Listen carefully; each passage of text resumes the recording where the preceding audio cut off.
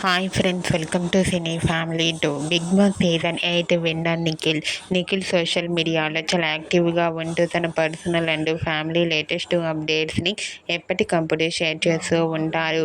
నిఖిల్ కొన్ని టీవీ షోలలో కూడా పార్టిసిపేట్ చేస్తూ సందడి చేస్తున్నారు.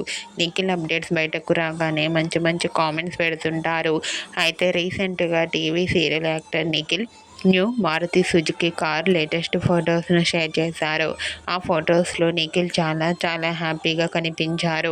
ఆ ఫొటోస్ చూసిన వారంతా నిఖిల్కి కంగ్రాచ్యులేషన్స్ని కామెంట్ రూపంలో తెలియజేస్తున్నారు.